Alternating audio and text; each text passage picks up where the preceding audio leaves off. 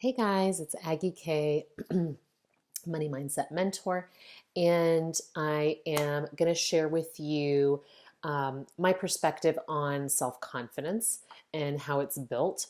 So, you know, that if you've been following me for a little while, you know I like to talk about the various planes of understanding that build into a cumulative effect of something.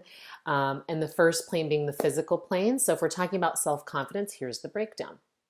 Starting on the physical plane, it translates into I have the experience of doing something. So physical confidence increases the more we have the experience of doing something. The more we have the experience of doing a certain sport, the more experience we have, reading, the more experience we have running an online business, the more confidence we have. On the second plane, the emotional plane, the thought is I trust myself and my decisions, like from an emotional perspective. And this can be the trickiest one to self-confidence, is often we're taught not to trust ourselves. So we have to clear those old limiting beliefs.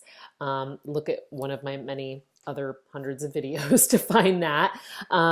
But you want to be working from an emotional place of self-confidence that says, I trust myself and my decisions. And you want to be affirming that. And that leads to your self-confidence as well, having the experience of trusting yourself and having successful decisions, successful thoughts. The third plane is the mental plane.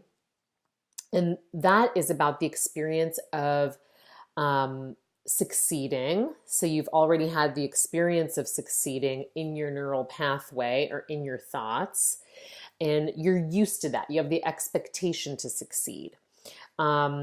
So that's from a mental plane, or you go from the experience of not having tried it yet. So you have the opposite, which is kind of like the experience of no failure or success, a beginner's mind. You have a clear, empty slate. So you want to be coming from one or the other, and whether you have to sort of fabricate that because it's not necessarily true for you in this moment, you want to release past thoughts, gain control over that, affirm having the experience of succeeding with what you do have evidence of, or come from that beginner's mind where you're starting fresh.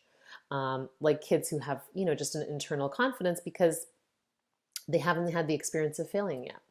And then finally, on the spiritual plane, you're getting into trusting the universe, trusting God, the universe, whatever it is that you believe in, that higher power. And that translates into I trust an infinite supply. I trust that the universe is a kind place. I trust that good and more good is always coming to me. So those are kind of the four ways in which I look at connecting the self-confidence piece to grow that energy in yourself. Aggie K, Money Mindset Mentor. Look at some of my other videos for more tips.